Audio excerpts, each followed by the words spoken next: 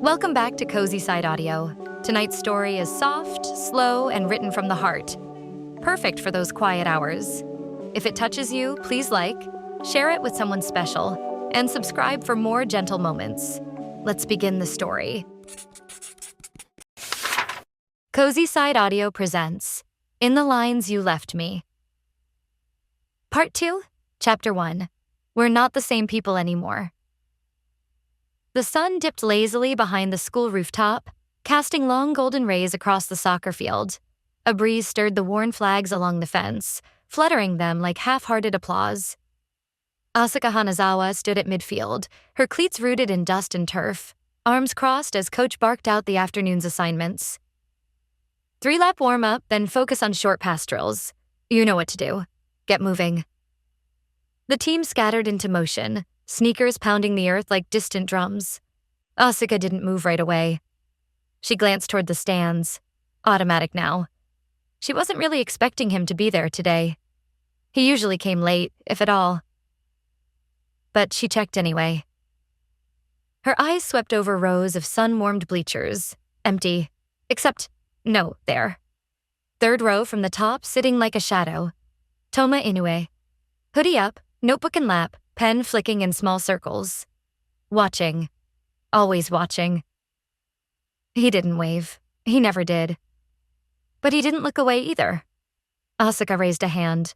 Not high, just a soft flick of her fingers. Like she was shooing off a thought she didn't want to think too long. His pen paused for a second. Then he nodded. Barely. It was enough. Asuka, you waiting for a written invitation? Ayane snapped beside her, already stretching out her legs.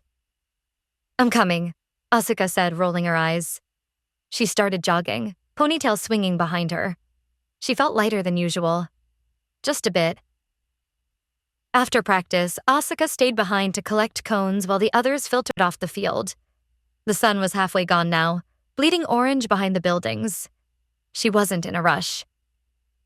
From the corner of her eye, she saw Kana approaching, tentative steps, chin slightly lowered. They hadn't spoken since the day Asuka first defended Toma.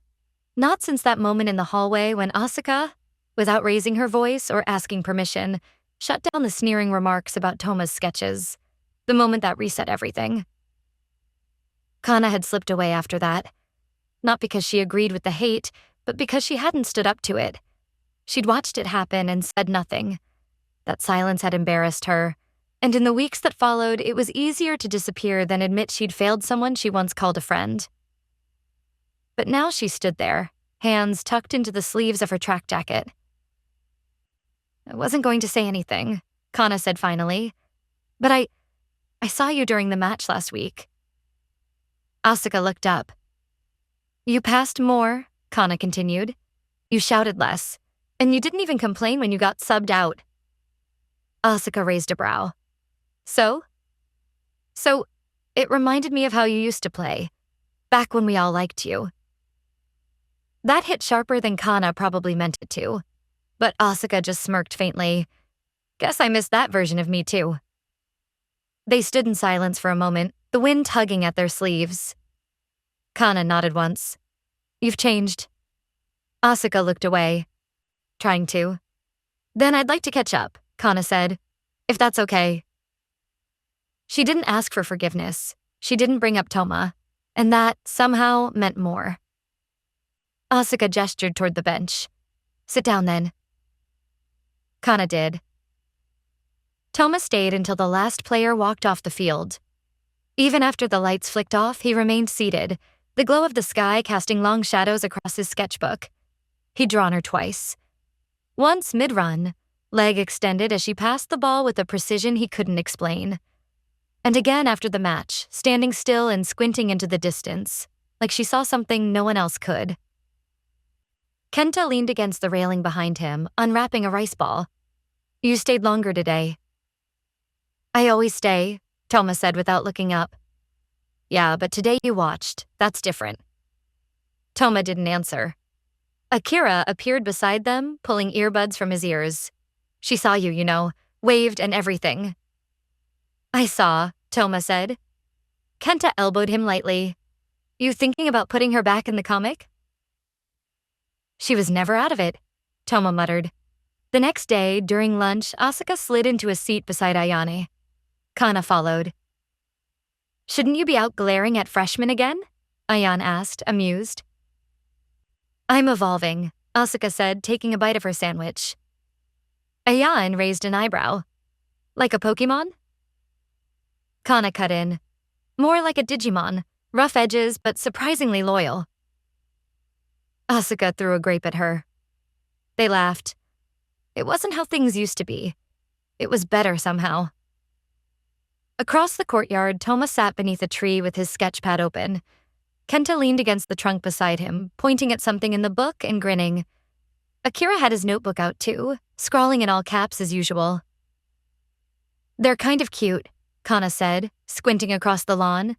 Like the Quiet Kid Avengers. Ayane smiled. Or the Misfit Justice League. Asuka watched the way Toma's head tilted while he listened, the way his hand twitched as he drew. They're real, she said softly. Ayane looked at her. And so are you. Later that week, Asuka overheard two students at the vending machines laughing over a copy of Toma's comic someone had printed out. The dialogue bubbles had been highlighted and mocked in red marker. Asuka stepped in. You know what's harder than making fun of someone's work? They turned, surprised. She held their gaze. Actually making something of your own? One of the students scoffed. We were just joking. Right, Asuka said calmly, her voice smooth and cool. Because cruelty's hilarious. She walked away without waiting for an answer, but one of them quietly dropped the printout in the recycling bin. The next match came fast. Home game, loud crowd. Toma was there early this time. No hoodie, just him, pen moving across paper. Asuka didn't just wave. She smiled, then turned away before he could respond. She didn't need to see his reaction to know he'd stayed until the end. He always did. Chapter 2. Silent Stands. The following Monday, the air had that post-rain crispness that made everything seem newer than it was. Minami High's campus shimmered faintly in the morning sun, and students shuffled through the gate in slow clusters, half awake and dragging backpacks behind them like anchors.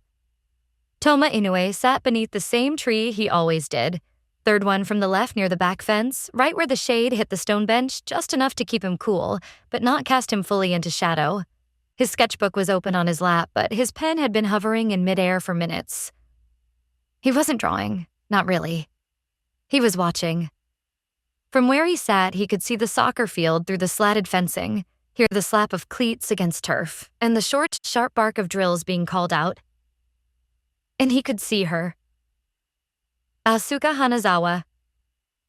She was running drills with the midfielders, her body all momentum and muscle and sharpened instinct. But there was something different in the way she moved now. Less forceful, more open. She passed quickly, checked in with her teammates. She clapped when Kana landed a clean strike, then helped Ayane adjust her positioning without her usual condescension. Toma had been watching her for 3 practices now. Never the full time, never in a way that would make it obvious, but he kept showing up. And she always seemed to know. Today, as she slowed to grab her water bottle, she glanced over the fence, straight toward his tree. Toma didn't flinch. She raised her hand and gave a gentle wave, low and almost unsure, like she was offering a truce without asking for one. He didn't wave back, but he nodded. He couldn't explain why he kept coming. He didn't want to be drawn in. Not again. But he was. Asuka was still sweating as she walked back toward the locker rooms, but her pulse had already slowed. She felt okay. It was strange, like she could finally breathe. Kana jogged up beside her, bumping her shoulder lightly. He looked today, Kana said under her breath. I know. You always know, Kana smirked. You trying to win him back or something? Asuka rolled her eyes. Win him back? It's not like we were dating. Maybe not, Kana said, but he meant something. Still does if your spine says anything. My spine? The way you straighten it whenever you spot him, Kana teased. Dead giveaway. Asuka didn't reply, but her fingers fidgeted with the edge of her sweatband. They hadn't spoken since that day, since she slipped the note under the stairwell door. And he hadn't said a word. But he was there. That had to count for something. Toma's pen finally touched paper later that day during lunch. He was sitting under the tree again, alone this time. Akira was in the library submitting comic panels for a contest, and Kenta had gotten roped into cleanup duty by a particularly vindictive chemistry teacher. His lines were hesitant at first, dragging across the page with too much pressure. But slowly his fingers relaxed. He began sketching from memory, the arc of Asuka's back as she turned into a pass, the swing of her leg, the tension in her jaw when she focused. He paused, realized what he was doing, and sighed. This wasn't about the comic anymore. It was about her. And he hated how that complicated things. 2 students walked past the tree, chattering and scrolling on a phone. One of them snickered. Isn't that the guy who draws soccer girl like a creep? The other shrugged. I think he has a comic or something. She probably lets him because she feels bad. Toma's jaw tightened. His hand paused mid-sketch. He was used to it. Didn't mean it didn't sting. But before he could say or do anything, he heard a voice just behind the fence. Calm, clear, familiar.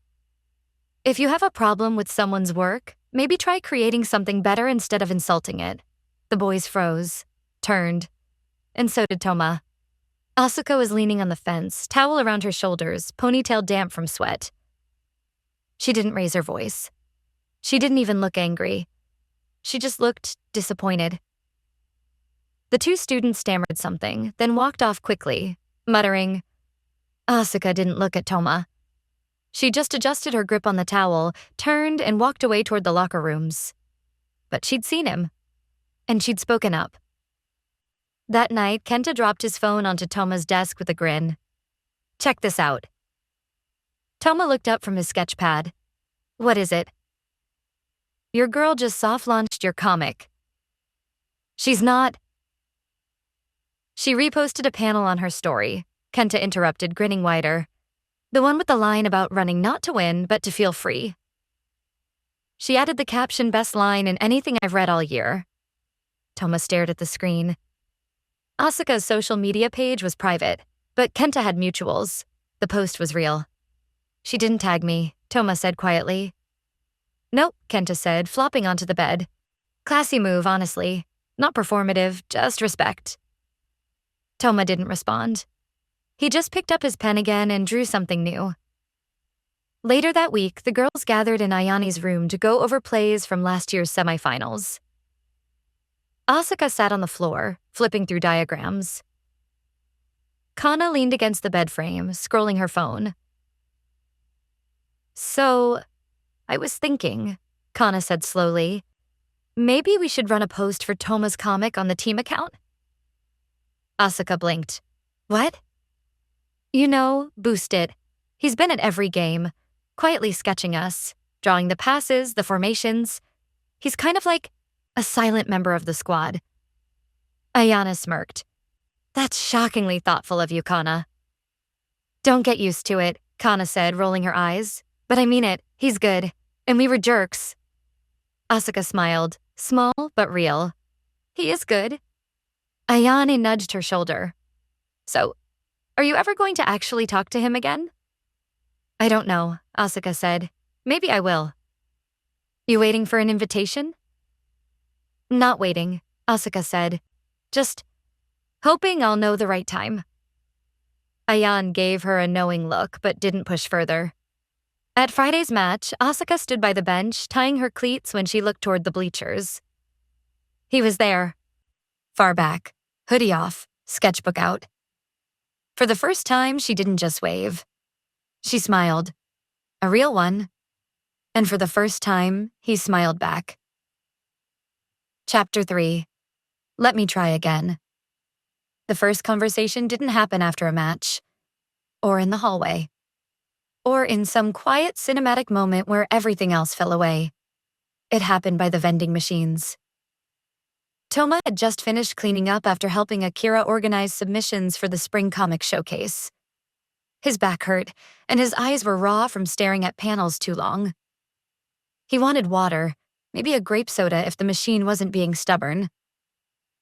He didn't expect to find Asuka Hanazawa already there. Her jersey was half-zipped. Her bangs clung to her forehead from practice.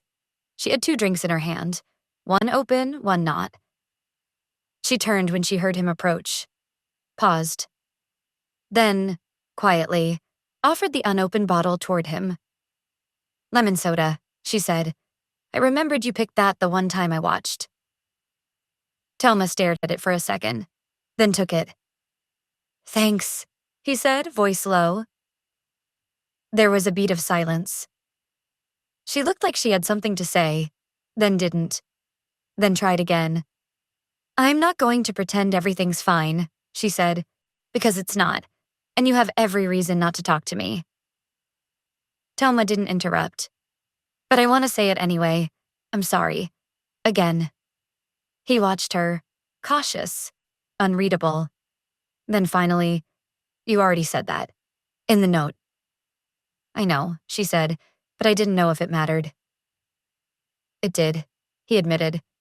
Silence again. She shifted her weight.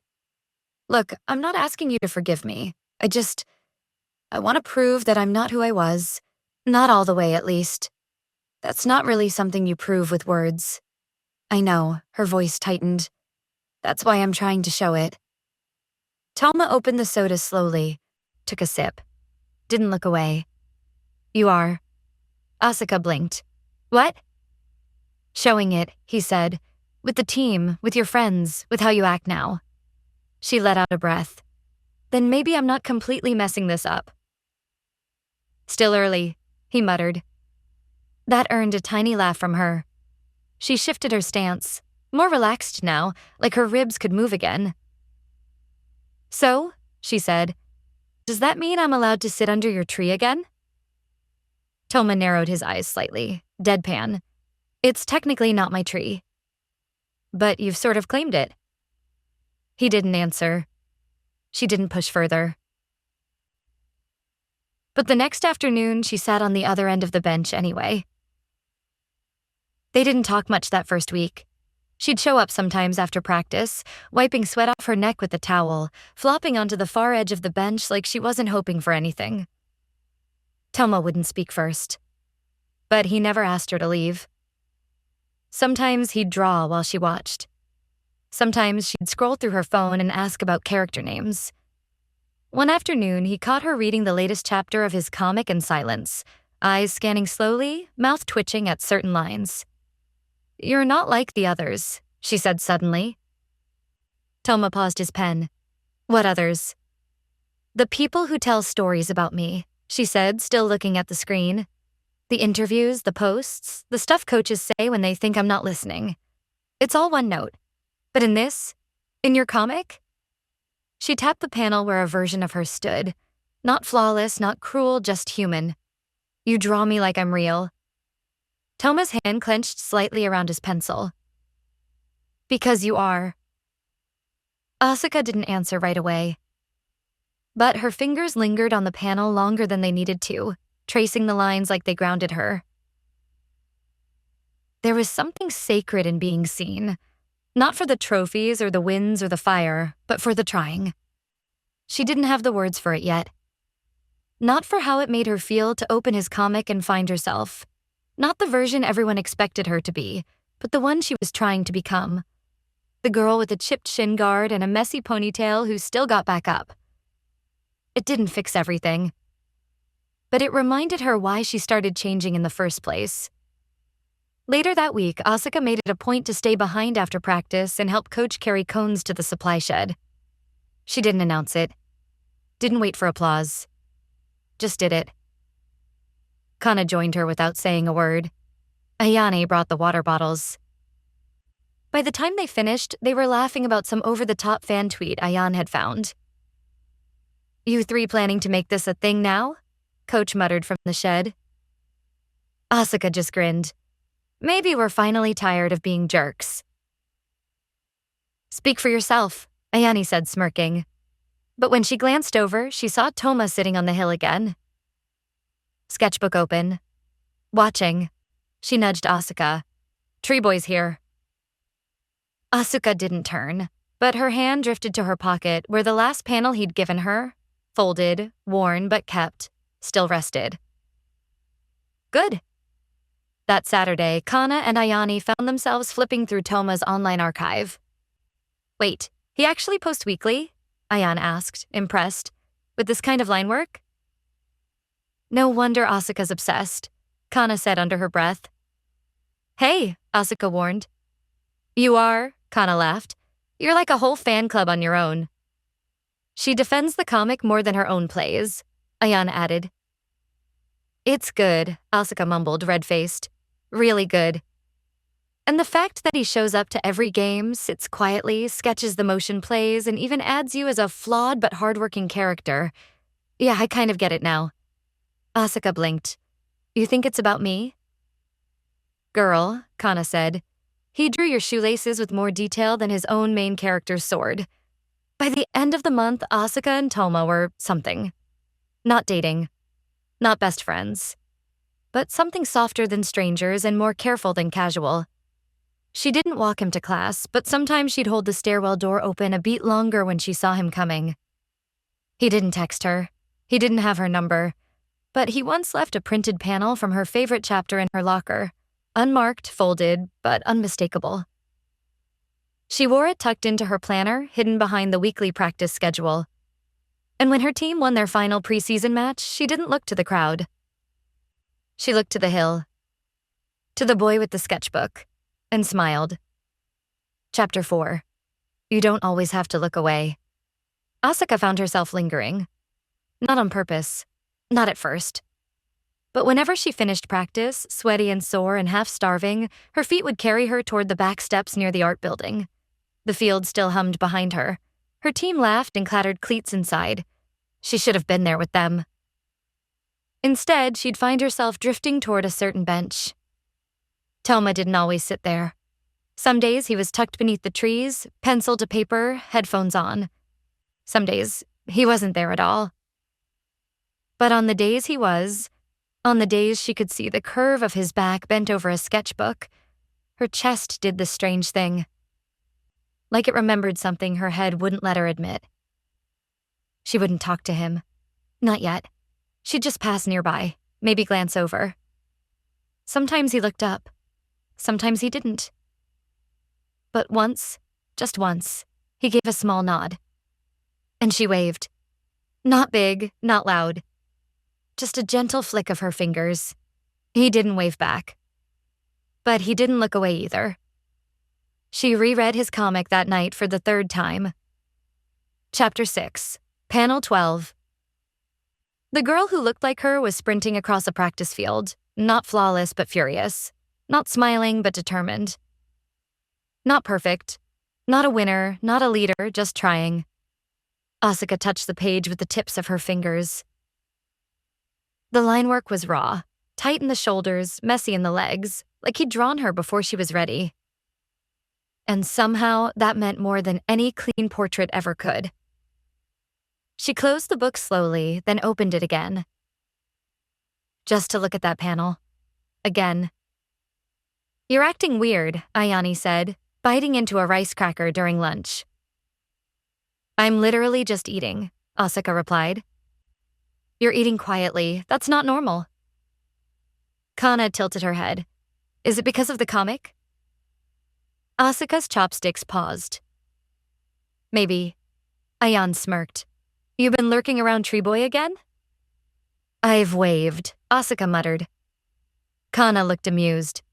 That's so emotionally advanced of you. I'm serious, Ayane said.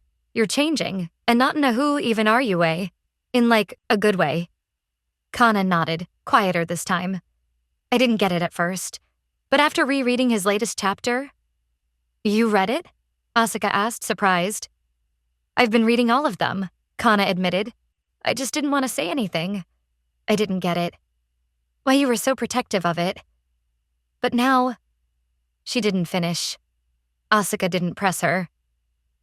But when Kana offered her the last cracker, she took it. And that felt like something. Toma still didn't say much. But one afternoon, when Asuka was walking back from the vending machine with 3 drinks cradled in her arms, she saw him sitting by the field with Akira and Kenta. She didn't stop. But she did leave one of the drinks on the edge of the hill. Lemon soda, no note. Toma found it 5 minutes later. He didn't drink it in front of them, but Akira gave him a look. "You're gonna pretend that just fell from the sky?" Toma shrugged. "I didn't ask for it." Kenta tilted his head. "But you're keeping it?" Toma said nothing. But he twisted the cap open. Friday's game was brutal. Their opponents were faster, sharper, hungrier. Asuka played hard, but her legs didn't have the fire. Her head wasn't in it. She kept scanning the edges of the field, searching. And eventually, she saw him. Toma, sitting on the hill, half shadowed beneath the tree, sketchbook in his lap. Her chest did that thing again, like she could breathe and choke at the same time. She didn't win the game, but she passed more, called out plays, and when Kana stumbled on a breakaway run, Asuka was the first to help her up. When the whistle blew, they'd lost 2-1. Coach patted her shoulder. Still the best team performance this season. And when Asuka looked to the hill, he was still there. Still drawing. She didn't wave. She just smiled. Toma sketched until the field was almost empty. The light shifted behind the bleachers. His fingers ached. He flipped the page and stared at the last panel, a rough outline of a girl on her knees, grass-stained, smiling through defeat. He added nothing else. Didn't even shade it in. But for the first time, he didn't feel like erasing it either. Chapter 5. Maybe you didn't look away this time. Lunch had never felt this loud before. Not because the cafeteria was noisier than usual. It wasn't. If anything, it was one of the quieter days, but every table Asuka passed seemed to carry a murmur. Snippets. Words she wasn't meant to hear. She said she liked the comic.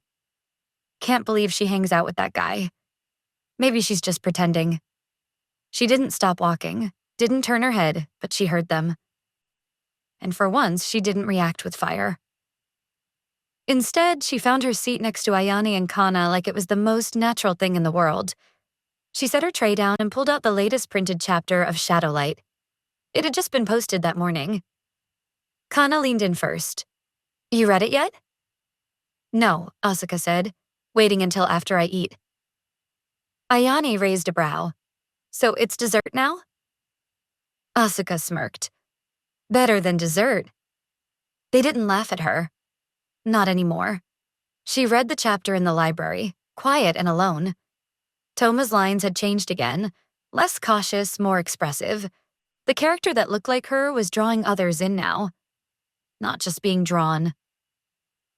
She paused on a panel where her stand-in character shouted a command on the field, her arms wide, a fierce grin splitting her face as the team rallied behind her. Strong, loud, brave. Asuka's heart twisted. That panel wasn't who she'd always been, but it was who she wanted to be. And for some reason, he saw it. Even when she didn't. It was after 6th period when she saw him. Not by the trees this time, but by the vending machines. She hesitated. Not because she was afraid, but because she didn't want to spook him. Toma didn't move like other people. He moved like he was always bracing for someone to push him. But this time, she didn't just wave. She took a step closer. He looked up from the drink machine. "Hi," she said. He gave a polite nod. "Hey." Her stomach flipped, but she didn't let it show. "I liked the new chapter," she said. He blinked slowly. "Thanks." And before either of them could make it awkward, Rika's voice cut in from behind. "Didn't know you were into weird fantasy stuff, Hanazawa." Asuka turned, her expression neutral. Rika stood by the lockers with 2 other girls, arms crossed, eyes narrowed, not quite challenging, just probing. Asuka kept her voice level. "It's not weird. It's good." Rika tilted her head. If you say so. I do. Toma didn't say anything. He didn't have to. She turned back toward him and gave the smallest smile she could manage. I'll see you, she said. He didn't smile back. But he didn't look away either. Kenta tossed a grape into the air and missed his mouth by a mile. She defended the comic in public? Toma shrugged. I guess. That's basically love, Akira muttered. It's not love. But it's not hate, Kenta added, winking, which is character growth. Toma stared at his half-drawn panel. She doesn't owe me anything.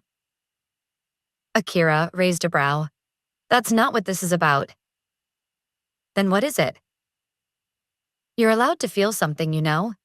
Just because you're not ready to trust it doesn't mean it isn't real. Toma didn't respond. But later, after school, he finished the panel he'd been working on. And in the background, barely visible in the lines, he added a small silhouette. A girl waving from the edge of a hill. Asuka didn't notice Rika watching her during drills the next day, or if she did, she didn't let it show. She shouted encouragements like always, didn't take all the shots, helped tape Kana's ankle after a bad twist, even when someone else should have done it. Coach nodded her way after practice. Ayane jogged up beside her. That was clean today. Like, actually, team captain energy.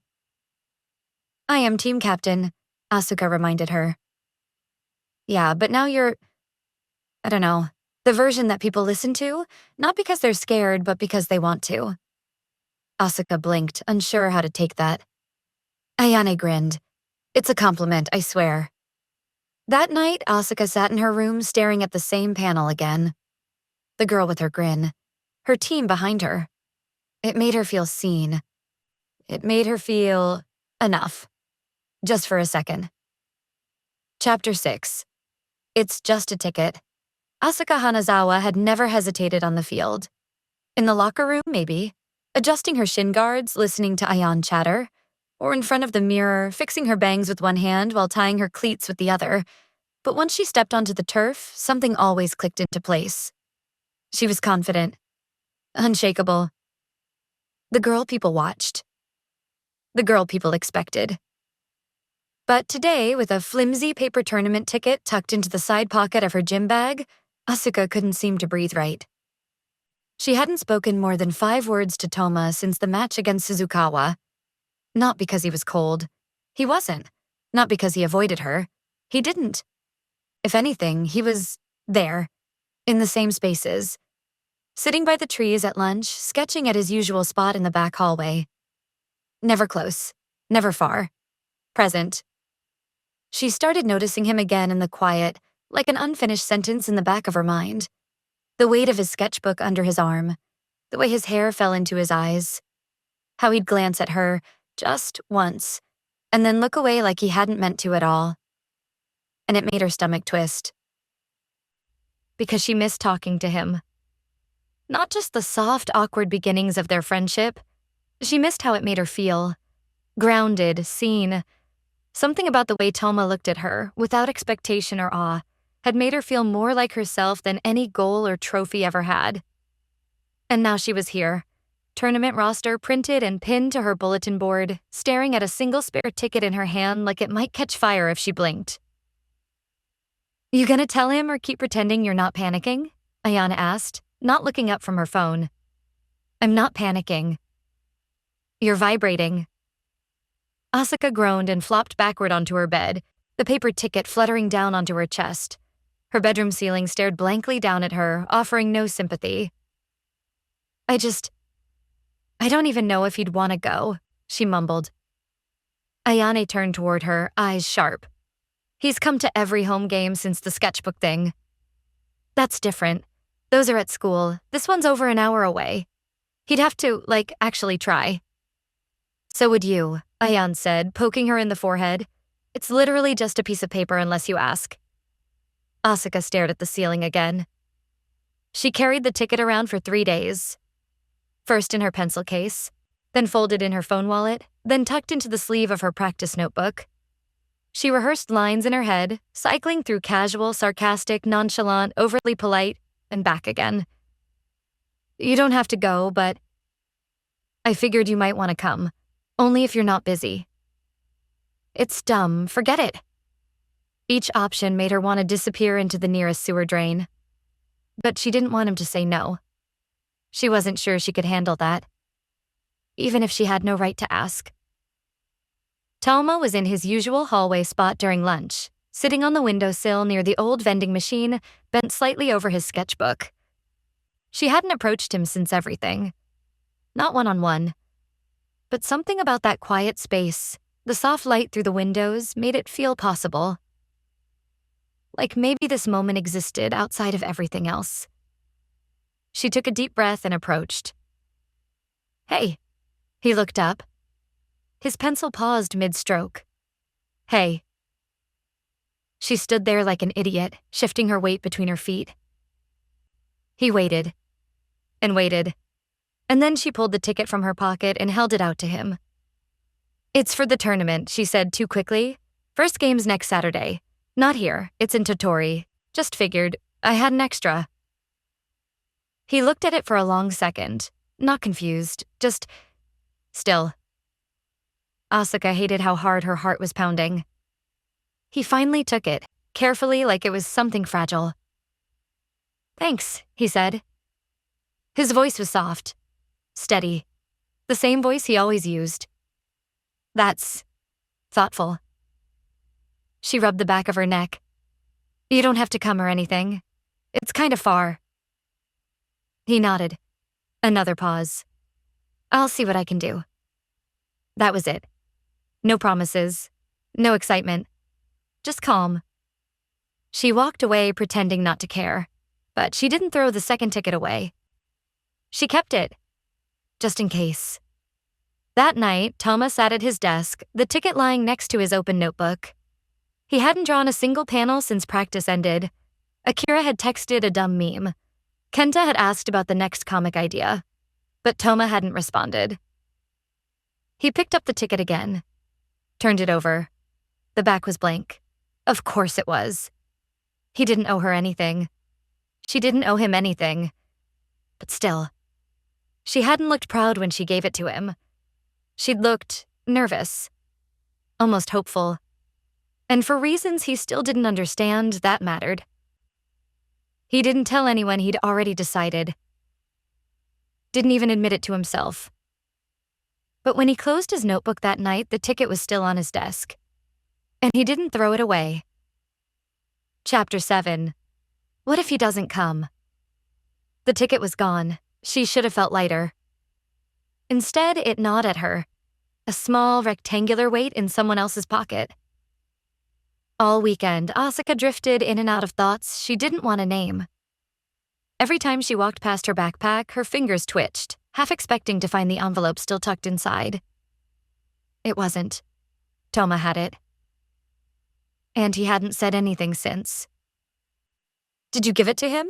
Ayana asked on Saturday as they jogged laps before practice. Yeah. And? He took it. That's it? Asuka rolled her neck, feeling the weight of the sky pressing down. He said thanks. That was all.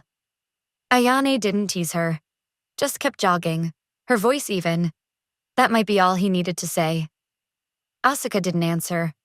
Her legs kept moving, but her thoughts tangled like shoelaces in her chest. Sunday night, rain tapped soft and cold against her window. She sat at her desk, cleats drying beside the heater, staring at the corner where her bag usually sat. Her gaze drifted there without her meaning to. That's where the ticket had lived. That's where it should be. It was stupid. She knew it was stupid. She'd given it away. She wanted him to have it. She wasn't even sure why she cared if he came. Except, she did care.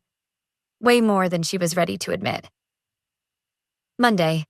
Gray skies, mud caked on the soles of her sneakers. First tournament game, 5 days away. She spotted Thelma by the side hallway during her free period. Hood up, shoulders curled, sketchbook balanced across his knees. For a second, her feet slowed, just the briefest hesitation.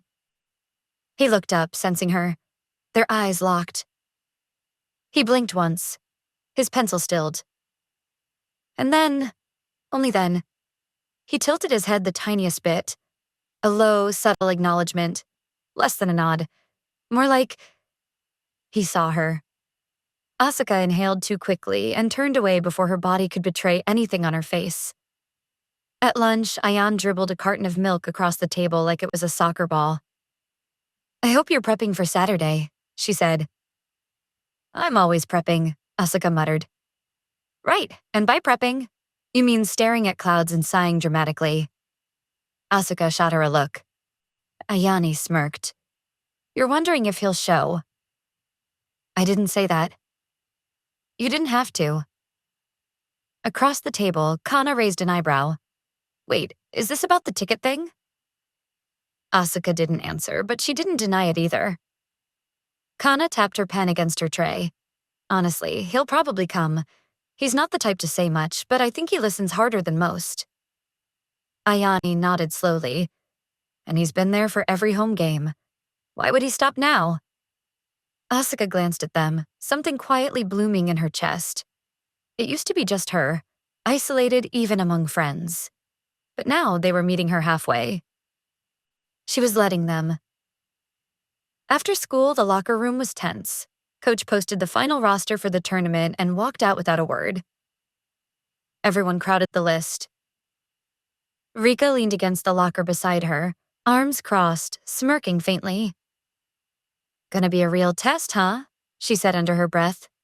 "Playing teams that don't bow down just because you wear the captain's band."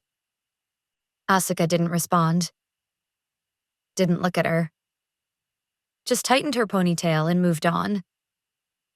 Rika watched her go, lips curling into something unreadable. The next morning, she passed the regional bus schedule pinned to the corkboard outside the front office. Her fingers hovered over the map. The stop near the tournament complex was marked with a small red sticker. She memorized it, circled the route in her planner when she got to homeroom. Just in case. Friday arrived wet and cold. The clouds hung low, soaking the pavement, dripping from the goalposts like tears that hadn't figured out where to fall. Practice was brutal. Coach's whistle cut through the fog like a blade. Asuka ran harder than she needed to. Not because she had something to prove, but because her thoughts were loud and this was the only thing that quieted them.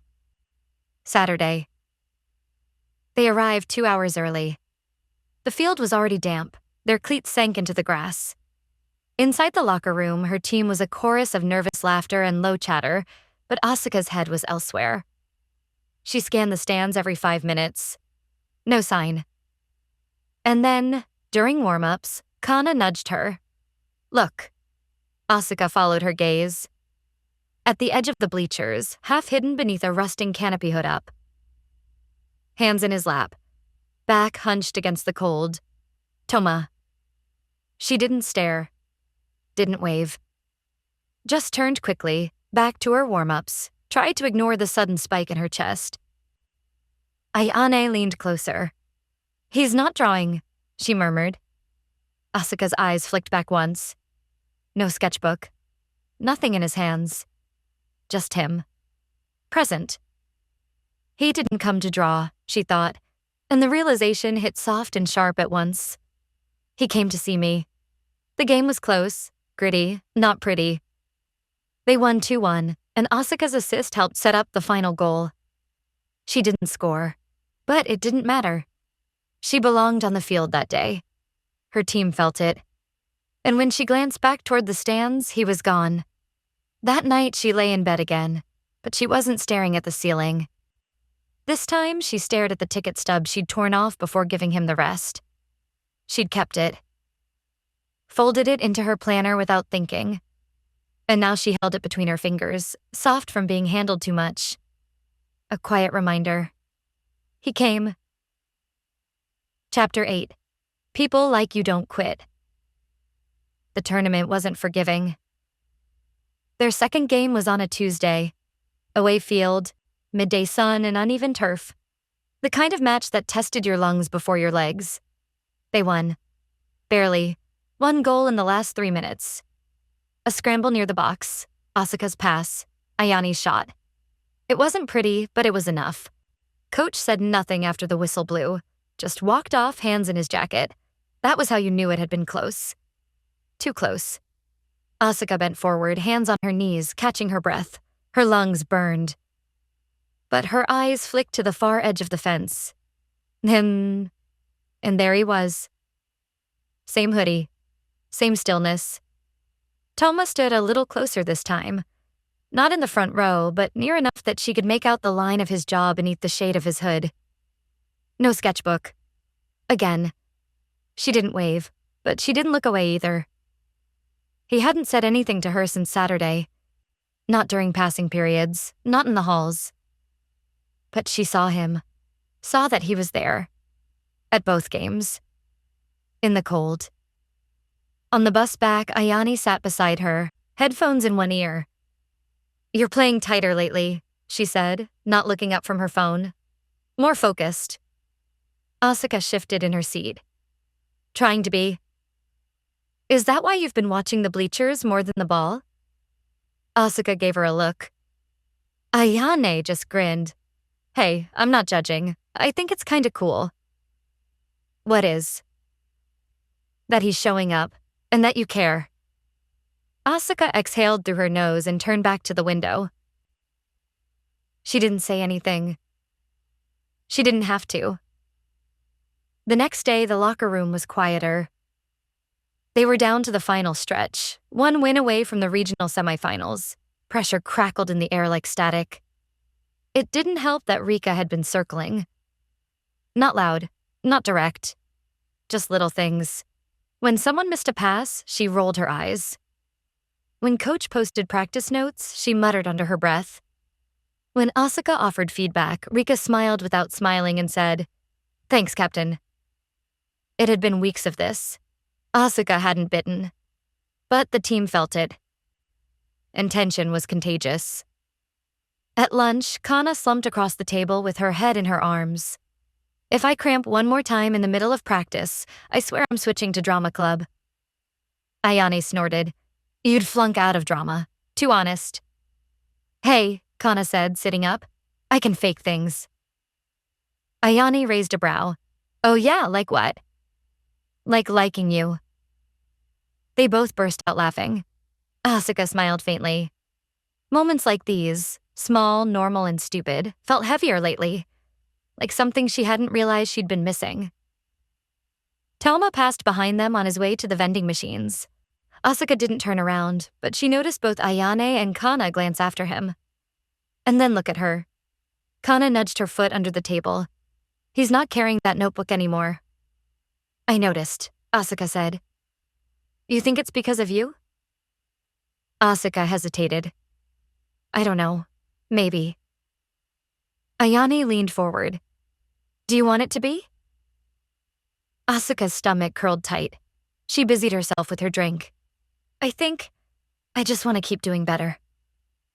That wasn't the full answer, but it was enough for now. Game 3 came on a Friday. The sky was clear but cold. The field felt endless. They were up against the number 2 seed. No one expected them to win. Asuka could feel it, the way people clapped softer during introductions. The way Coach barked louder than usual. The way even her own team didn't make as many jokes during warm-ups. She felt all of it. And she felt Rika. Trailing behind the pack. Eyeing her during drills, sharpening something behind her teeth. "Don't choke," Rika said quietly as they lined up for kickoff. Wouldn't want the golden girl to fumble now. Asuka didn't answer. She didn't need to. She played hard, smart, fast. It wasn't her best game, but it was one of her most intentional. She passed when she used to shoot. She shouted encouragement when she used to snap. And they won. Barely. 1-0. She didn't score the goal, but she made the save that kept them ahead in the final minute. When the whistle blew, her teammates swarmed the field. Ayane tackled her in a hug. Kana jumped onto her back. Coach even nodded once and said, "Nice job." It felt good. But it wasn't until she looked at the bleachers and saw him that something fully settled inside her. Thelma had stood for most of the second half, arms crossed, hood down. his face unreadable. But his eyes were on her. And when she saw that, her shoulders dropped like a tension had finally uncoiled. That night, she passed by the vending machines on her way to the gate. He was there. Not sketching, just sipping something warm from a paper cup. She hesitated. He noticed. They didn't speak. Not really. But he shifted his weight just slightly and said, "That block at the end, you barely got there." "I did get there," she replied. He gave the smallest nod. "Yeah, you did." Asuka's throat tightened. She wanted to say more, to ask why he kept coming, what he thought when he watched, if he knew what it meant to her. Instead, she just said, "Thanks for coming." Telma's eyes flicked toward hers for a second. "You invited me," he said quietly. She shrugged, trying to sound casual. "You didn't have to come." He glanced down at his drink, then back at the field. "I wanted to." Asuka blinked, just once. The words weren't loud, but they stayed with her. But before she could say anything else, he stepped past her, nodding once as he left. She watched him go. A gust of wind stirred the dirt behind her cleats. She didn't move for a long time. Chapter 9. You don't get to say that about him. The gym felt colder than usual. Maybe it was the pre-game nerves. Maybe it was the low clouds outside, dragging their weight over the tournament complex like a storm waiting for permission. But Asuka's breath misted as she laced her cleats and her fingers trembled in a way that had nothing to do with the weather. Ayan nudged her with an elbow. "You good?" Asuka nodded automatically, but her gaze flicked up toward the bleachers outside the window. He wasn't there yet. Not that she was looking. Kana wandered over, tying her own cleats beside them. "You're thinking about the guy again." "I'm thinking about the game," Asuka lied. Kana gave her a half smile. "Uh-huh." Coach's whistle cut through the air. "Line up." They huddled midfield. Asuka gave the usual pep talk. Short, direct. Her voice didn't shake. She didn't need it to be inspirational. Just honest. "Let's trust each other. Cover each other's blind spots. We're not perfect, but we're better together." Even Rika didn't argue. At first, the game kicked off tense. The other team came hard. Quick footwork, clever spacing. They scored early. A deflection off the post, barely out of reach. Rika muttered under her breath. Loud enough for everyone to hear. "If you weren't so busy chasing shadows, maybe we'd be tied." Asuka didn't react. She chased harder. They clawed their way back. 1-1 before halftime. The field was slick, the tempo brutal. During a break in the second half, Rika stormed over. "What's the plan, Captain? Gonna pass the ball to your fanboy in the stands? Or maybe let him sketch us a win?" Asuka froze. Several teammates turned. Ayani stepped forward. "Back off." But Rika wasn't finished. She pushed past Ayani and got right in Asuka's face. "You know what's pathetic? The way you've been prancing around like some born-again hero, like we forgot who you were 2 months ago. You think protecting that loser makes you some kind of saint?" The field went silent. Even the ref glanced over. Asuka blinked once. Twice. "I don't care what you think of me," she said, "but you don't get to talk about him like that." Rika's eyes narrowed. "Why not?" "Because he's better than you." Rika stepped closer. "You want to say that again?" Asuka didn't back down. She didn't yell, didn't flinch. She just spoke. "Do you even know what Ayani's best move is?" Rika's brow furrowed. "What? Kana's strongest foot?" "Why are you—" "'Cause I do," Asuka said, louder now. "I know Ayani's got a wicked cut-in on her left because I've studied her. I know Kana's timing on corner kicks because I asked her. I know the girls on this team, not just how they play, but who they are. And you don't, because you don't care." Silence. "You want the captain band? Take it. But don't pretend you've earned it just because you can dribble through cones." Rika stared at her like she didn't recognize the girl in front of her. "You done?" Asuka asked. Rika sneered, eyes flashing. You're gonna regret this. She spun on her heel, stomped to the sideline, and tossed her penny on the ground. Coach called her name once.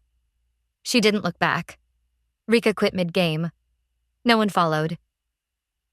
Asuka turned back to her team. Her chest was tight. Her ankle throbbed from an earlier tackle, but her voice was clear. We play the rest of this together. Yeah? A murmur of agreement. Ayane stepped beside her. I got your back. Kana nodded. Same. They lined up for the final 10 minutes, and they fought. The winning goal came with just over a minute left. Ayane's assist, Kana's finish, a perfect loop from the edge of the box. The whistle blew and the field erupted. Asuka didn't throw her hands in the air or shout. She turned toward the bleachers. He was there.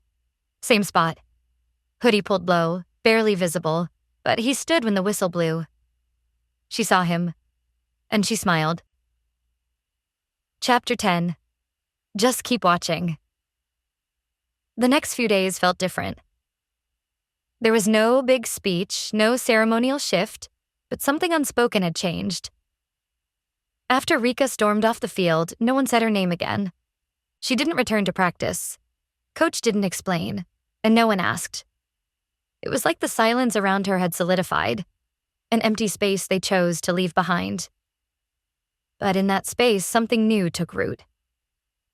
At practice the next afternoon, Kana passed the ball to Asuka without hesitation. Ayane cracked a joke during warm-ups and got everyone laughing. Even the first years, usually timid and skittish, started calling out plays louder. The team moved like a unit now. Not perfect, but bonded. Asuka still wore the captain's band, but it didn't feel like armor anymore. It didn't feel like pressure. It just felt right. Toma hadn't said a word to her after the game. He didn't wait around this time. When she looked toward the bleachers, he was already gone. But the way he'd stood when they won, it stayed with her.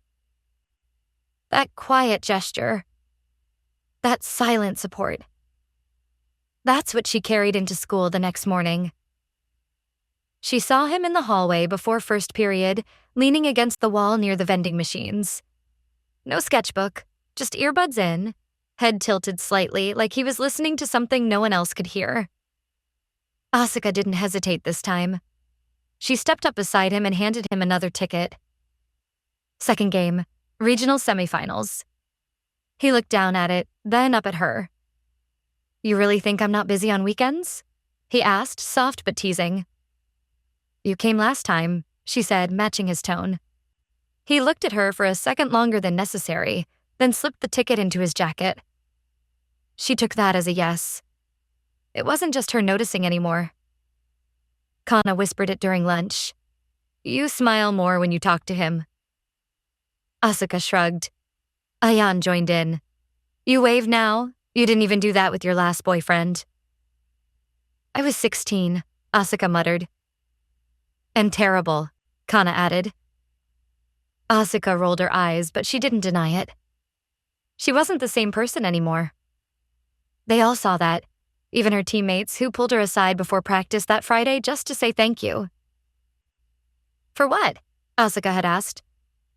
For not giving up, Ayana replied, serious for once. Saturday came fast. It was colder this time. Wind sharp, sky overcast. They arrived early again. Same routine, same locker room chatter, but it didn't feel tense anymore. It felt like something to look forward to. The stands were fuller. Bigger game, higher stakes. And in the far corner, just as warm-ups began, Ayana spotted him first. Your shadow's here, she murmured. Asuka looked. Toma stood against the far railing, hands in his pockets, scarf tucked high around his face. He wasn't sketching. Wasn't drawing. Just watching. He's always watching, she thought. And a small part of her, one she was learning to listen to, felt full because of it. The game was chaos. Fast-paced, relentless. The other team was vicious with their slide tackles, trying to unnerve them early, but Asuka played smart. Clean. She kept her team organized, calling plays, lifting her teammates up between mistakes. She didn't score, but she didn't need to. She assisted both goals, threaded passes no one else saw coming. They won, 2-1. Coach actually smiled. Afterward, as her team celebrated, she walked toward the bleachers slowly, sweat cooling on her neck, breath still shallow. Toma was already turning to leave. She called after him, just once. "Hey!" He turned back. Asuka stopped at the base of the stands and looked up at him, trying to read the small expressions he never quite let show. "You're really bad at pretending you don't care," she said. Toma blinked. "I never said I didn't."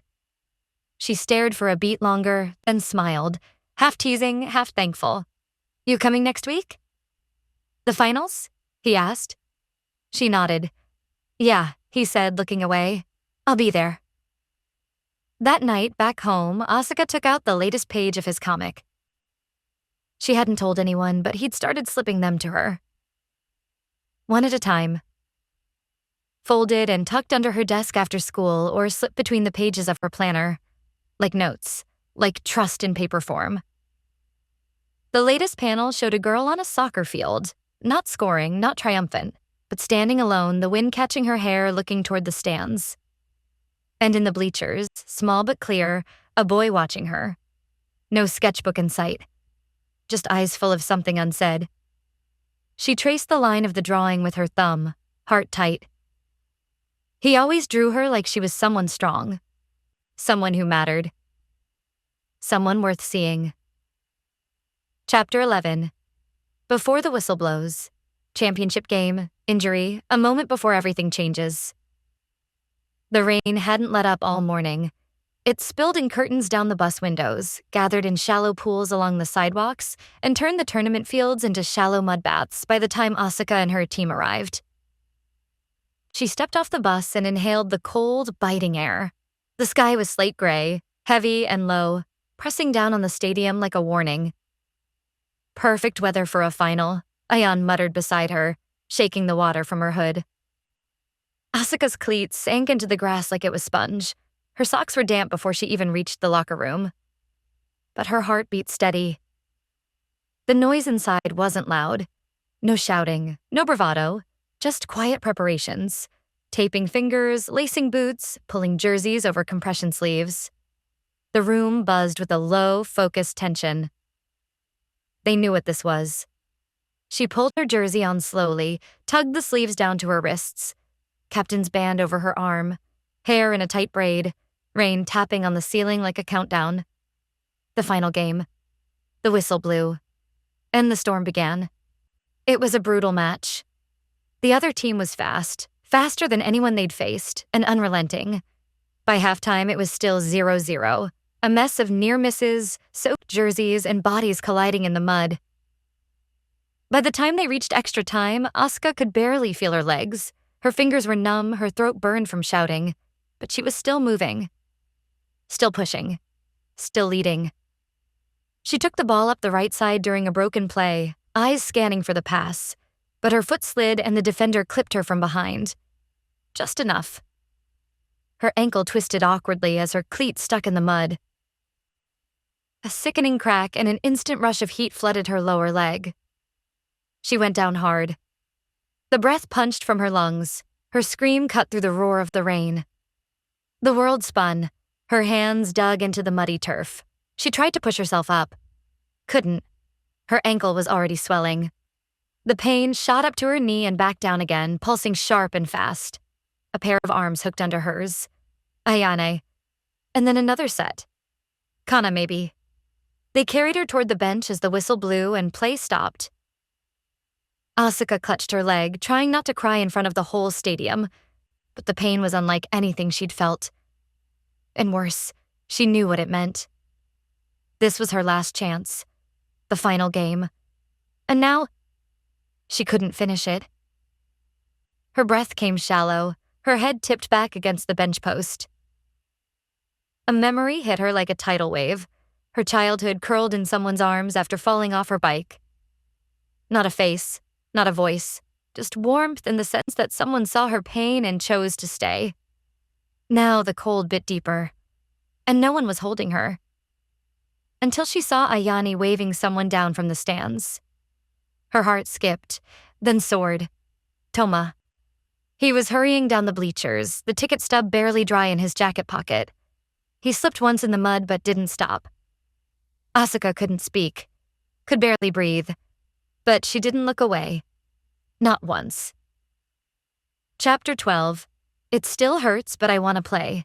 Sideline, rain, doubt, a quiet belief that breaks through everything else. The world had narrowed to her ankle. A red-hot throb pulsed through her foot with every second. She didn't need a diagnosis, didn't need coach to confirm it. She knew. The way the joint twisted, the way it refused to bear weight, the way her breath shook with every pulse, it wasn't just pain. It was fear. Ayane and Kana eased her onto the bench, careful not to jostle her too much. But even the smallest touch made her flinch. She bit the inside of her cheek, hard, and stared at the blurred field through sheets of rain. Mud coated her legs. Her socks were soaked. Her hands trembled against the towel draped across her knees. Coach crouched in front of her, his voice distant, saying something about checking the ligaments. She barely registered it. The only thing she could think was, I can't play. And right behind it, they'll lose without me. A fresh spike of pain surged through her leg.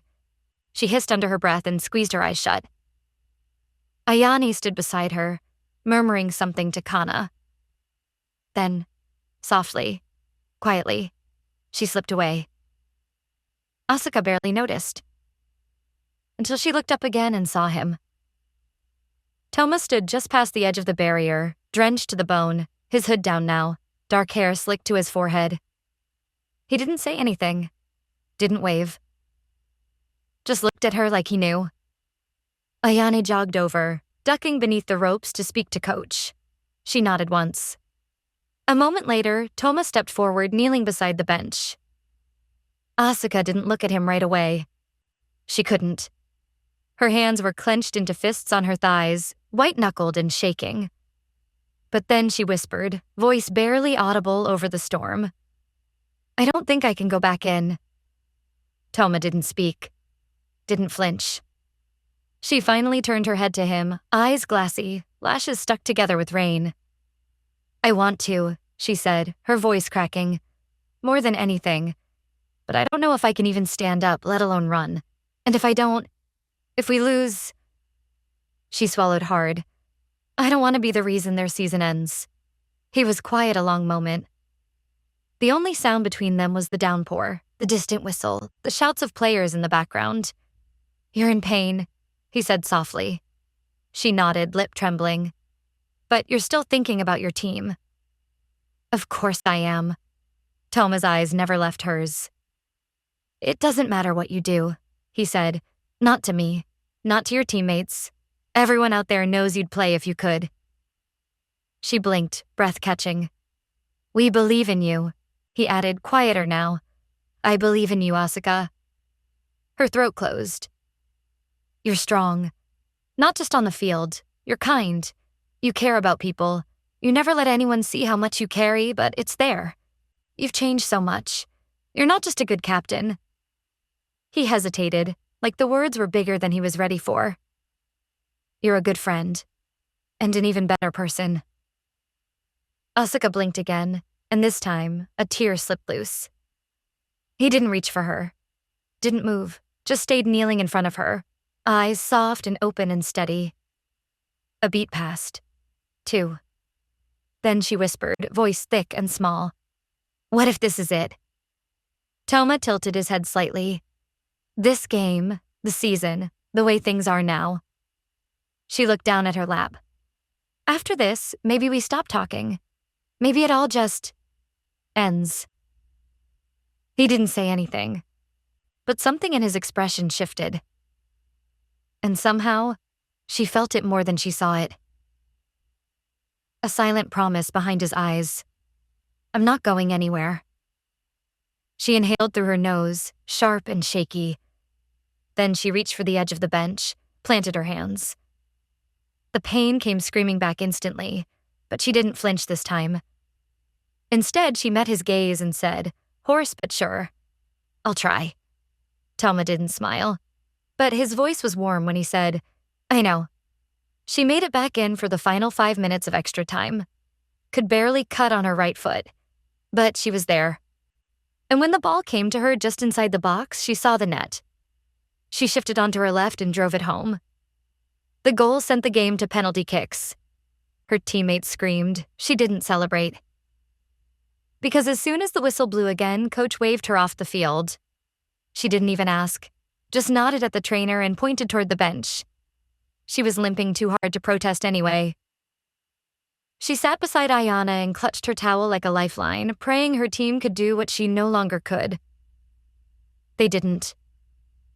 Final score, 5-4. She watched the winning team dogpile on each other through blurred vision and clamped teeth. Her teammates collapsed to the grass, soaked and stunned. Coach shook hands. Ayane crouched beside her, silent. Kana sniffed once and wiped her cheek. Asuka pulled her jacket over her head and stared down at her knees. It didn't feel real. She didn't even know how to cry yet. But the worst was still coming.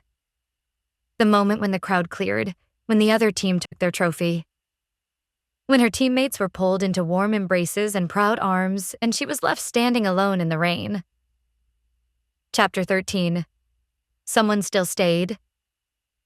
After the whistle, after the pain, after everything else is gone, the rain hadn't stopped. It poured like the sky had decided to cry for them, sharp and merciless, soaking the field in silver and shadow. Asuka sat on the bench, motionless, her jacket limp across her lap, her socks soggy and mud-caked. Her ankle throbbed beneath the brace Coach had wrapped quickly before returning to the post-game formalities. The trainer hovered nearby, offering her a hand once or twice. She waved them off every time. She didn't need help walking. She just didn't want to walk anywhere yet. Around her, teammates drifted, dazed, wet, aching. The bench emptied slowly. A few were still on the field. Ayane crouched in the grass, Kana standing beside her. Someone sniffled. Another cursed under their breath. And then the parents started appearing. Umbrellas popped open like blooming flowers. Moms pulling kids into hugs, dads clapping drenched backs, brothers, sisters, entire families stepping in to wrap blankets around their girls and whisper things like, "We're proud of you anyway," and "You played your hearts out." Asuka sat still. No one came for her. But she wasn't surprised. Her phone was back in the locker room. She didn't need to check it. They weren't here. They hadn't been for a long time. She watched Ayane's mother pull her daughter into a dry embrace, then hand Kana a spare towel. Asuka lowered her head. Tried not to let her thoughts spiral. Tried. Her breathing stayed shallow, calm on the outside. A good captain. Composed, stoic. Let the others lean on you. But something inside her had already cracked. Coach returned for a final word. "Proud of you all," she said, voice firm but warm. "Not just for how you played, for who you became this season. We'll talk more Monday." There were nods, half smiles. A few murmured, "Thanks, Coach." Then the team scattered. Asuka stood slowly. Her ankle screamed. She bit down on the pain. She didn't want to limp back with them. Didn't want anyone to look at her too closely. So she walked the long way. Circling behind the bleachers down the far side of the field. Mud squelched under her cleats. The rain had soaked into her bones by now. It was just part of her skin.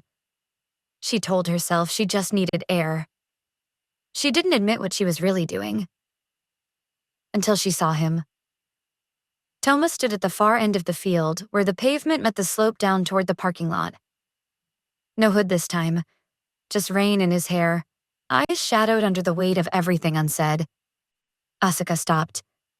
She stared at him. Then, without thinking, she ran. It wasn't fast. Her ankle dragged, her body jolted with every step. But she ran. And when she reached him, she didn't stop. She crashed into him like she'd been falling all season and finally landed. Her arms wrapped around his chest, her face buried in his soaked sweatshirt.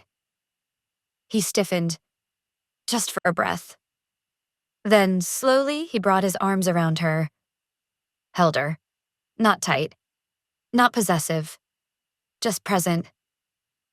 Asuka choked on the first sob. Then another. And another. They tore from her throat like they'd been buried too long. She clung to his shirt, the fabric already damp and clinging, her body shuddering with everything she'd held back for too many weeks. "I'm sorry," she whispered. "I'm so sorry." He said nothing. She didn't know what she was apologizing for. The loss, the pain, the way her voice broke, the way her legs gave out a little and he caught her, steadying her with that same quiet strength that never asked for anything in return. "I tried," she said, shaking. "I tried so hard." Still, no reply. And she didn't need one. His silence had never felt like absence. It felt like space, like listening.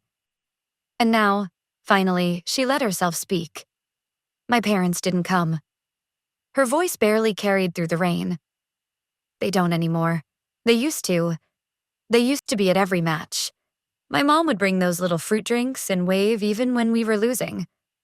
And my dad, he used to take photos. All the time." Toma didn't move. She kept going. But then work got in the way. And Dad, he found this new thing he cared about more. Some club, some project, something he never told me about. He just stopped showing up. Her breath hitched. I stopped asking. I thought if I didn't care, it wouldn't hurt. She finally looked up. His eyes met hers, soft and full and so close. "But it still does," she said. A beat. She didn't blink. "It still hurts." He didn't say, "I'm sorry." Didn't offer empty words. He just tightened his arms around her, just a little. Enough to say, "I'm here." And that undid her all over again. I thought, maybe if someone else showed up. Her voice cracked, but she didn't stop. If someone kept coming, if they saw me, if they stayed, even just once. She swallowed hard. It would mean I wasn't invisible. The rain softened, just slightly. Toma shifted, pulled back enough to look at her fully. But he didn't speak. He never needed to. Because she knew. He hadn't missed a game since the tournament started. He hadn't missed her. And for the first time in longer than she could remember, she didn't feel invisible anymore. Chapter 14. Your panel was my favorite. Back at school, the whispers came fast. They always did. She didn't care. Not in the way she used to. Not in the way that made her skin crawl and her hands curl into fists, ready to strike before words had a chance. Now the whispers just passed through her. Like wind, like white noise. She was crying after the game, I heard. Is that the weird comic guy? Why was he even there? I thought they hated each other. She hugged him. Ayani leaned back in her chair and spoke loud enough for half the hallway to hear. They also almost won the entire regional tournament while playing with a torn-up ankle. Say what you want, she was our captain, and the reason we got there. Kana, perched beside her, added without looking up from her sketch pad. Also, that comic's kind of amazing. Just saying. Asuka didn't flinch. She let it all happen around her. She didn't defend herself, but she didn't shrink either. Because for the first time in a long time, she didn't need to explain. The pain was still there, dull and deep. Her ankle throbbed when she turned corners too fast, but the weight in her chest had shifted.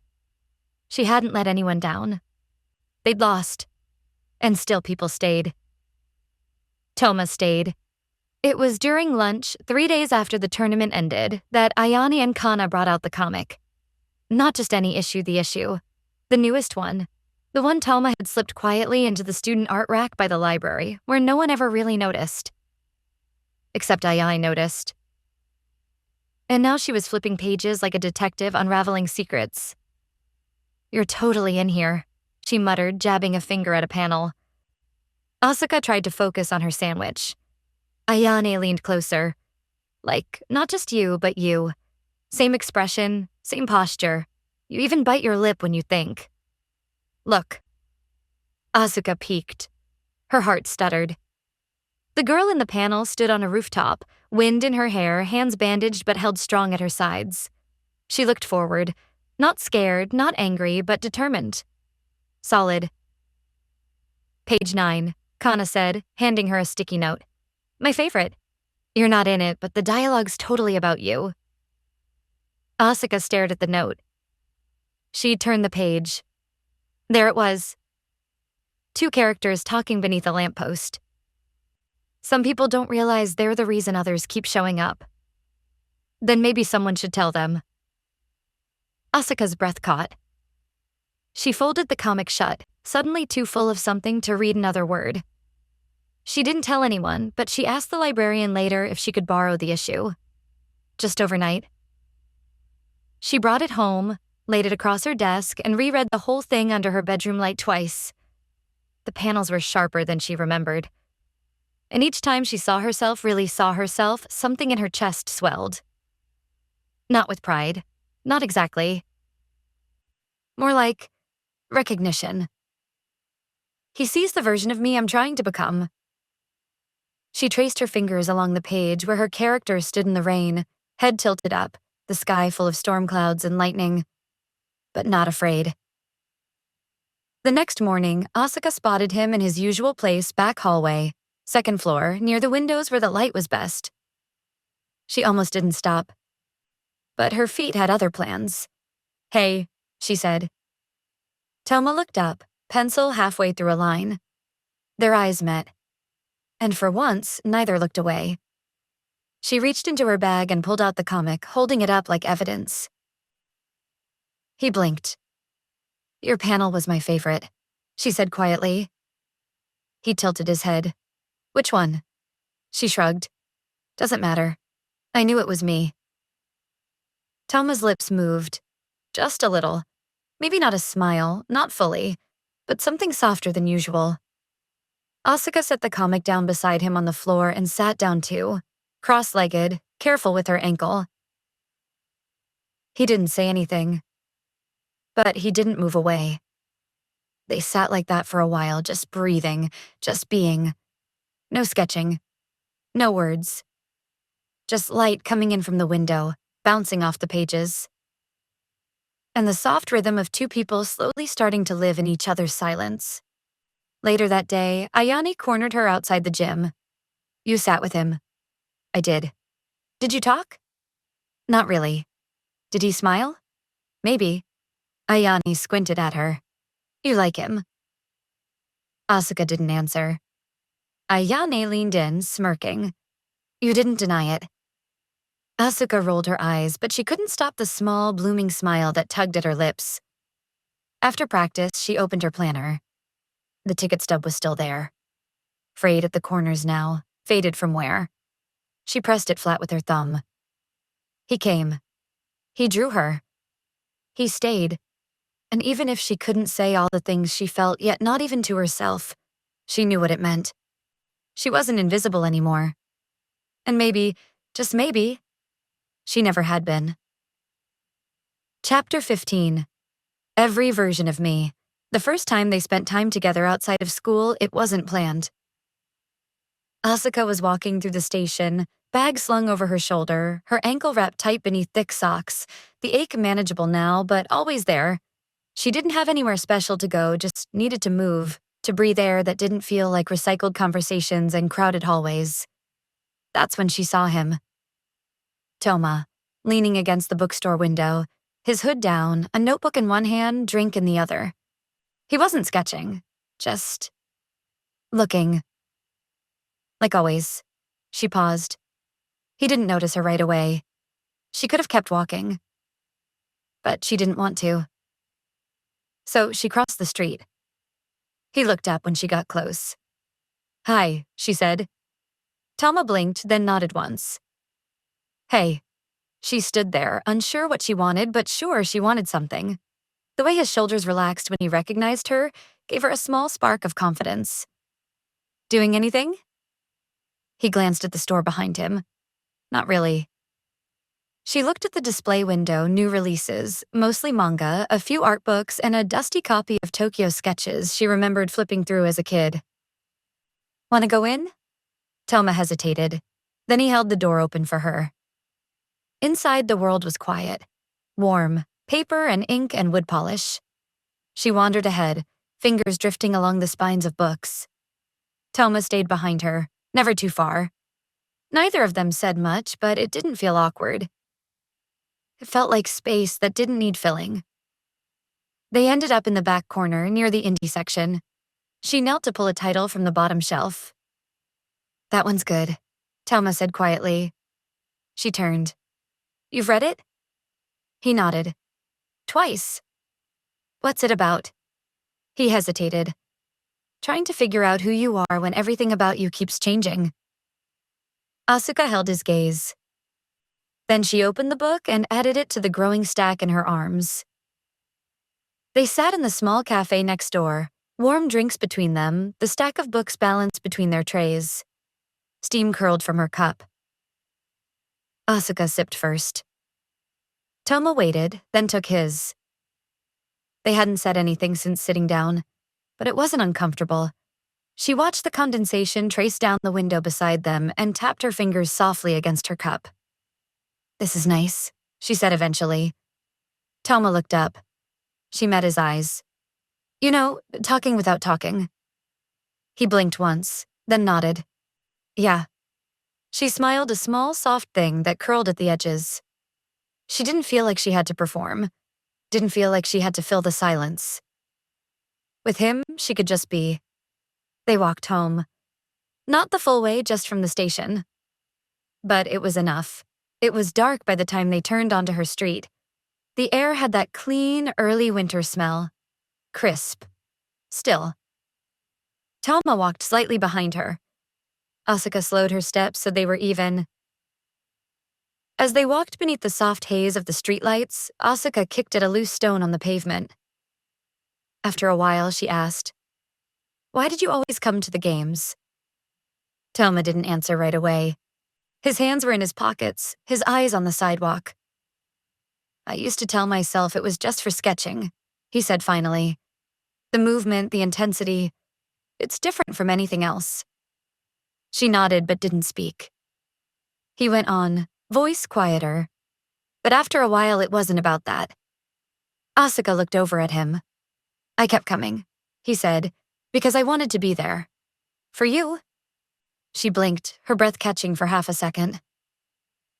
He finally glanced her way, a hint of warmth behind his tired eyes. "Because that's what friends do," he added. "They show up no matter what." And then he smiled soft, small but real. They stopped a few doors from her place. A porch light flickered. The smell of dinner drifted from a nearby window. Asuka turned to him. "Do you ever draw versions of people that don't exist?" Thelma tilted his head. "Like, you see them a certain way? Not because that's who they are now, but because that's who they're trying to be?" His fingers twitched at his side. "Sometimes?" She nodded slowly. "The version of me in your comic? She's brave, kinder, calmer. She doesn't snap when people push her. She thinks first." Thelma watched her. Asuka looked away. "I want to be her." A beat. Then, softly, "You already are." Her heart gave a quiet thud. She met his eyes again, unsure what to say. He didn't look away. "I don't draw lies." Asuka blinked. Something about the way he said it gentle, like fact, like truth that didn't need decoration stuck in her chest. She laughed, quiet and unsure. "You're kind of intense, you know?" "I know." "But it's okay," she added. "I think I'm starting to like that about you." Thelma didn't answer. But he smiled. Just barely. That night, she opened the comic again. Page 15. The version of her standing on a rooftop, hands on her hips, defying the rain. Brave. Not because she wasn't afraid, but because she stood there anyway. Asuka touched the corner of the panel. She wasn't sure where this was heading. But for the first time, she wanted to find out. Chapter 16. The Way You Always Stayed. The week after the tournament was a strange blur. Classes resumed. Homework stacked, routine settled like dust on a quiet shelf. But nothing felt the same. The rain had stopped, but Asuka still felt soaked through. Something had shifted in her, too tender to name, too deep to ignore. And everywhere she went, people were looking, watching, whispering. She didn't care, not because she was numb, because she wasn't hiding anymore. She passed by the student bulletin board that Wednesday and stopped. There it was again, Toma Kanzaki's comic latest issue out. She smiled before she could stop herself. I read it last night, Kana said, appearing beside her, arms folded and leaning casually against the wall. That scene with the girl defending the outcast in the middle of the field, that was new? Ayan joined them a second later, flipping open her copy. It was you, she said without looking up. Asuka raised an eyebrow. Huh? In the comic, Ayani said, still scanning pages. It was you.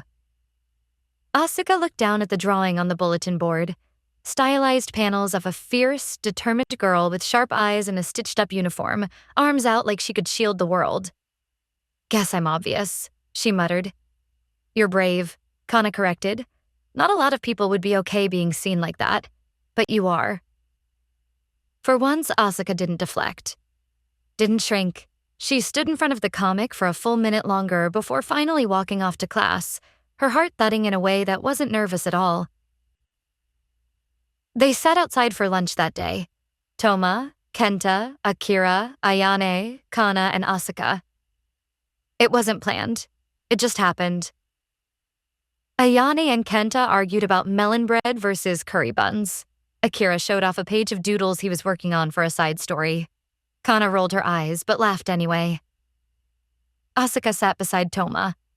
Not close enough for their shoulders to touch, but closer than she'd ever sat with him in public before. She didn't care who saw. Someone eventually did. It happened in homeroom the next morning. A boy from the volleyball team, Kaito, loud and smug, leaned over his desk with a grin like he was about to be clever. So, Hanazawa, he said, when are we going to see you in the comic next? Or are you just his muse now? Laughter. One or two snickers. Not loud, but not quiet either. Toma's hand stilled mid-sketch. Asuka closed her notebook calmly, stood up, looked directly at Kaito. You got something to say about Toma's work? Kaito blinked. Just making conversation. Then maybe try doing it without insulting the only person in here doing something original. The room quieted. Even their homeroom teacher glanced up. She didn't stop. Toma's comic has more heart than most people in this class combined, she said. And if you're jealous, maybe pick up a pencil instead of a punchline. Kaito shrank slightly in his chair.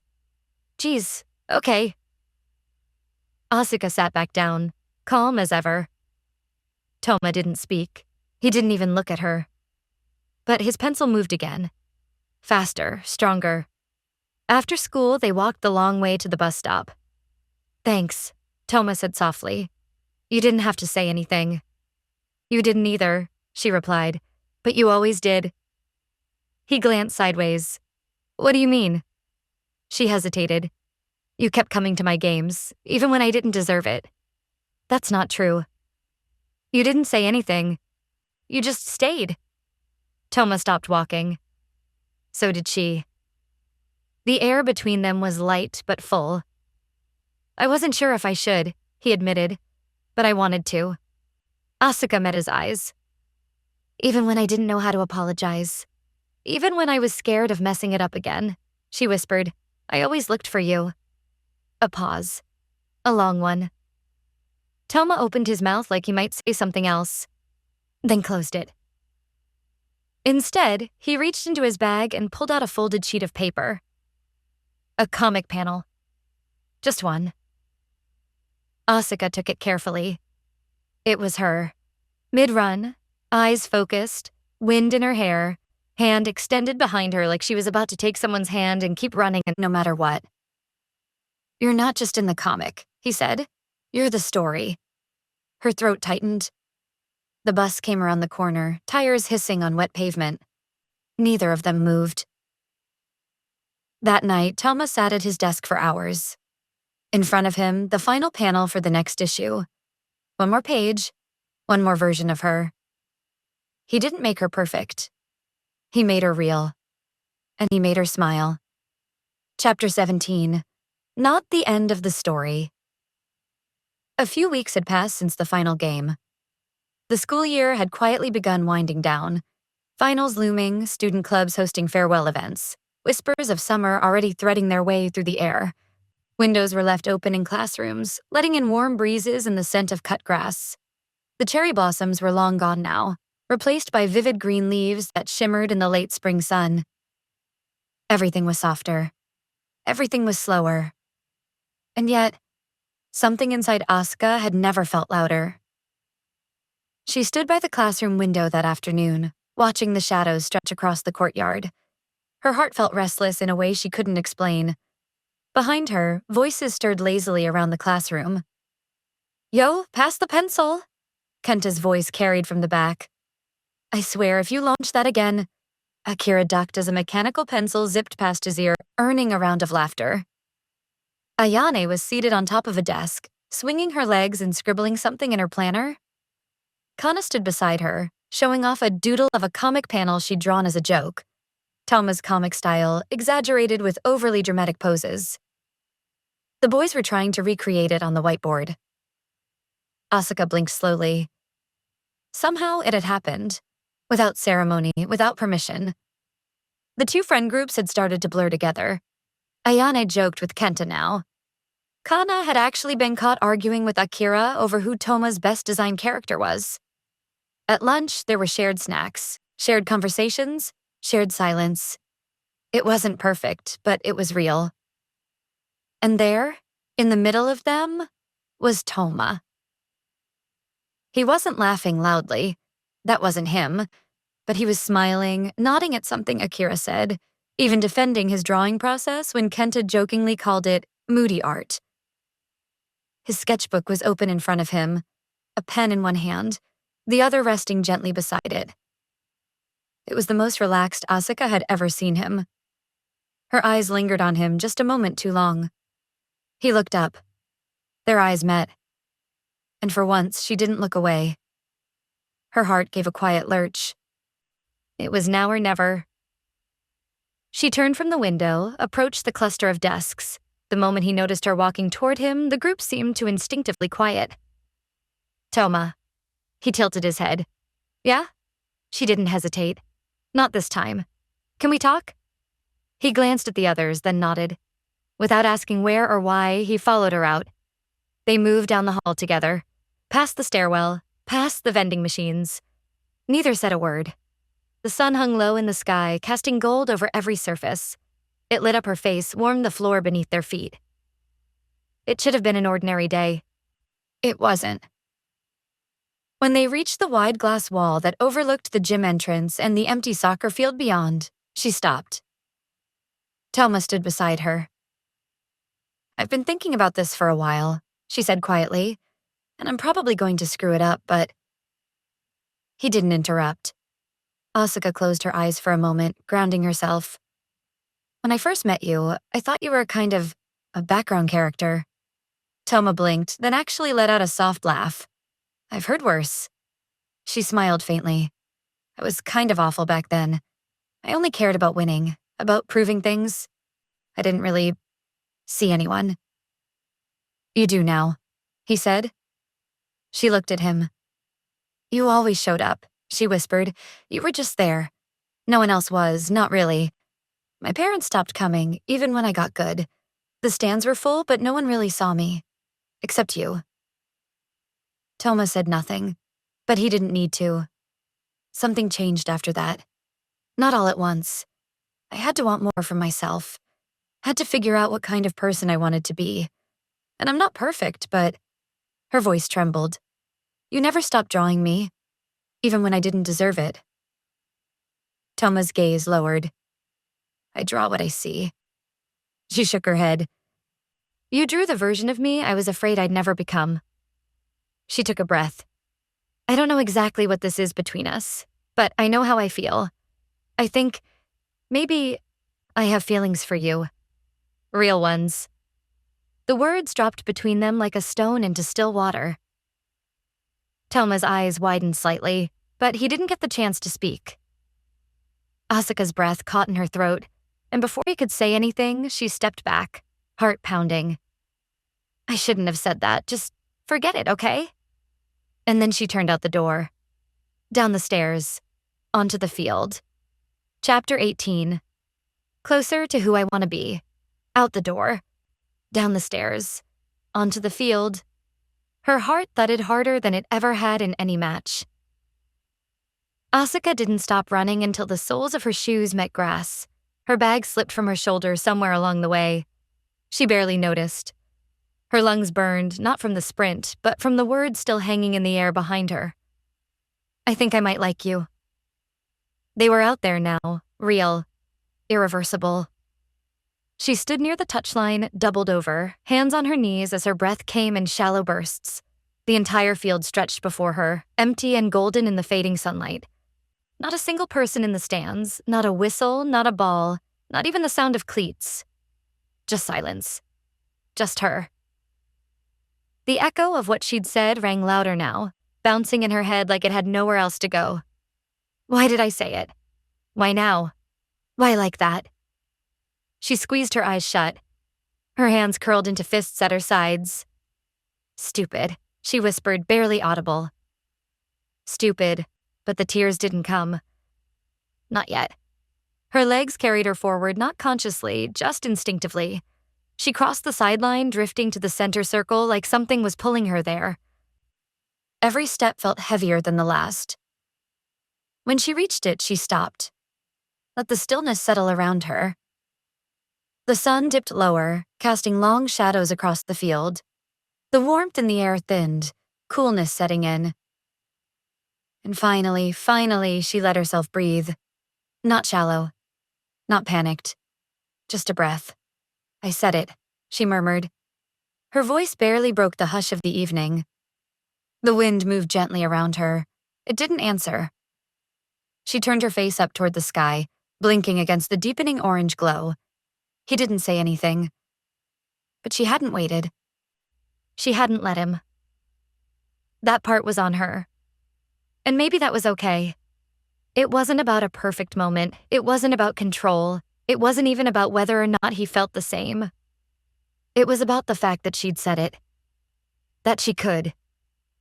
That the girl she used to be, the one who mocked people for caring, who sneered at softness and hid behind applause, she wouldn't have done this. She wouldn't have risked anything. She would have buried it deep and let it rot quietly. But this version of her, this version believed things could change. This version had changed. Asuka lowered herself slowly onto the turf, sitting with her knees drawn close, arms wrapped around them. Her chest still ached from the sprint, and maybe a little from something else too. Her eyes drifted toward the goalposts at the far end, the same ones she'd stared at during her final match. Ankle-burning, heartbreaking, Toma's voice anchoring her. I believe in you. Not just the player, the person. She closed her eyes. That voice had followed her through everything. Not loud, not demanding, just there. Like he always was. And maybe that was the scariest part. He hadn't asked her to change, hadn't begged for attention or explained his silence. He just stayed. She thought back to the earliest days, when she dismissed him without a second glance, when she was too busy trying to win people's cheers to notice the ones who sat quietly at the edge. When she was mean not out of cruelty, but because kindness felt like weakness. Back then, it was all about being seen, being admired, being feared, if that was what it took. But now, she opened her eyes again and looked at her hands. Calloused, steady, not perfect. But hers. The kind of hands that helped people up now. The kind that reached back when someone else was falling behind. The kind of hands that led not for power, but for belief. Her gaze swept the field once more, this field where everything had changed, where she'd broken and healed and fought her way toward something better. Not for a trophy, not for applause, but for herself, because she had wanted more. She thought about Toma again. The way he looked at her now, never with admiration. Not exactly, but with recognition. Like he saw something in her that even she hadn't believed could exist until recently. When he drew her, he didn't draw the girl she used to be. He drew the one she was becoming. Kind, brave, real. And the most unexpected thing? She liked that version of herself. She was proud to be the one he picked for his story, not because it meant she was special, but because it meant he saw the version of her that tried. The one that failed, got up again, apologized when she needed to, and protected the people who mattered. She wasn't perfect. She wasn't even sure she was ready. But she stared at the empty stands, at the fading sky, at the wide-open silence of the world. "I'm not perfect," she whispered, her voice catching in the wind. "But I'm honest. I'm kind. I'm not afraid anymore." She paused. "I'm the kind of person worth cheering for, and that's enough for now." Her eyes closed. Not to cry, just to feel. And for the first time in a long time, she felt proud of herself. Not for what she'd accomplished, but for who she'd become. Thanks for listening. Stay cozy, and I'll see you in the next story.